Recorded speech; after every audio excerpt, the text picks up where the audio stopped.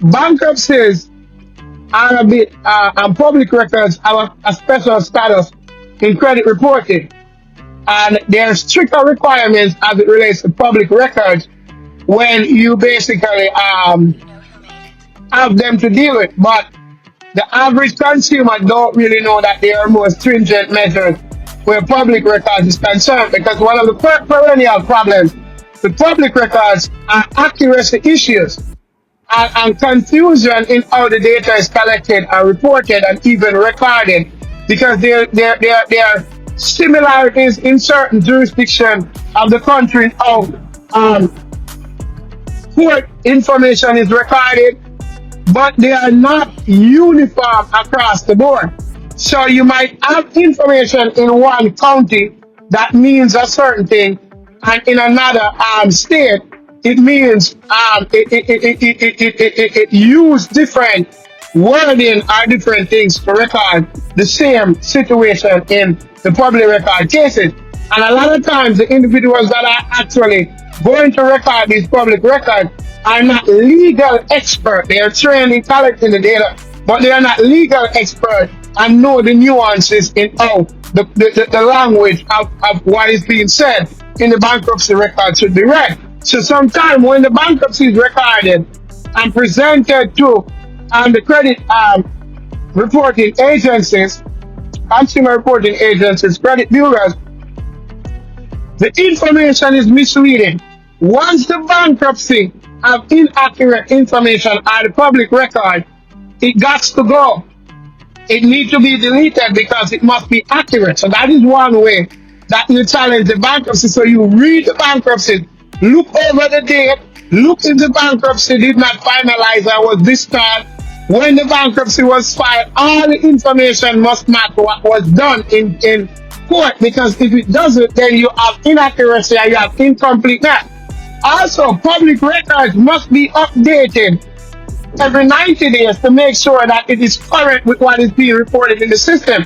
Because if one aspect of the public record is reported now, and then something about the facts of the matter with the public record has changed, that information must be updated in the public record, or else it violates the completeness requirement of the Fair Credit Reporting Act, because the completeness requirement doesn't just have to do with the data points in terms of, okay, this must be there and a field is missing. It also has to do with the story of the given account. Everything about the account must be true. Like, for example, you might have an account that was discharged in bankruptcy, and then it is reported as still being valid at debt. That is incomplete and inaccurate reporting. So the bankruptcy information and the story of the bankruptcy, because a lot of times bankruptcy is initiated and then whoever initiated them changed their mind and the bankruptcy was not followed through with or completed, but it's showing up on the credit report as being a bankruptcy that went through. If that is the case, that is a reason for you to get the bankruptcy delete off, because it's incomplete and inaccurate. So again, if you are looking on another method to delete the bankruptcy, if you are looking on the bankruptcy and you realize that it has not been updated in a 90-day span, then you can challenge it on that, because there's a requirement on public records that they must be updated every 90 days. So if you see a long while elapsed between the updating of the bankruptcy and when last it was reported and updated, then you can use that to dispute and delete the bankruptcy. The final way how most people use, until you hear in my book another approach, a final way is the method where you know that LexisNexis consolidated bought two other major players in the public record field, which was ChargePoint and Dollar. LexisNexis gobbled them up. They were major players in collecting public records are used in them. So LexisNexis goes to the court. They have their contractors, and they have different ways how they collect this data. It's not just Pacer. It's not only on Pacer they collect records. They go also to court and basically physically record it and so on and so forth. But I will cover all of that information. It's not just on Pacer they get this information. It's not just on Pacer. Um, One of the methods that is used, which is the most prevalent way, is to challenge the accuracy of the bankruptcy. The courts don't verify. The courts say this the bankruptcy court say this on their website, and even other government websites say this, that they don't verify data with credit bureaus, consumer reporting agencies. So when you dispute that, you're gonna dispute the bankruptcy with the major bureaus, they're gonna tell you a lot of times that they get the information from LexisNexis.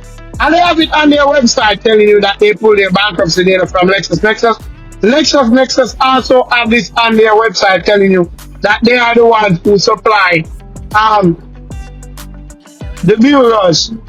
They are the ones who supply the bureaus their credit data. The bankruptcy data, sorry. I was just distracted. So once they do that, when you ask them, the credit bureaus have a responsibility to disclose to you who they got the information from. Sometimes they disclose just LexisNexis, sometimes they disclose the court that they basically LexisNexis pull it from in the jurisdiction. Once they do that, you're gonna basically go now to LexisNexis and dispute the accuracy of the information with LexisNexis. When you dispute it with LexisNexis,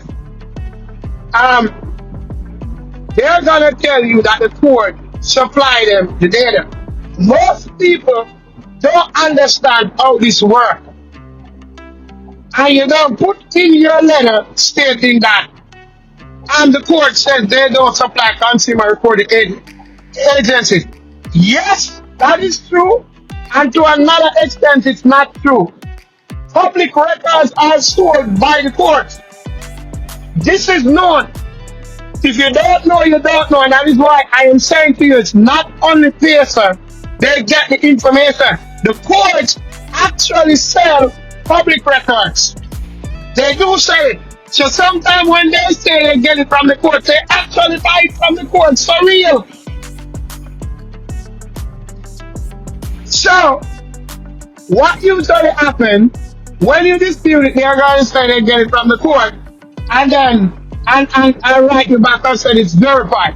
We know that the courts don't verify any record. So you write the court, get the courts to tell you, the clerk of court to tell you in the court that it was filed, that they don't verify account. So then you hit back LexisNexis with their method of verification, and then show in your letter that there's no way you could have verified it and do a proper method of verification, because the source that you got the information from does not verify information, and here they are saying it in their letter.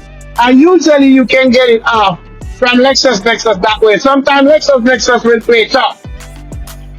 LexisNexis, they will play tough sometimes. Sometimes they will delete it, sometimes they will play tough. And then now you go back to the big credit bureaus and attack them on the accuracy and the verifiability of the bankruptcy, and you get out the bankruptcy that way. So you have to do some work.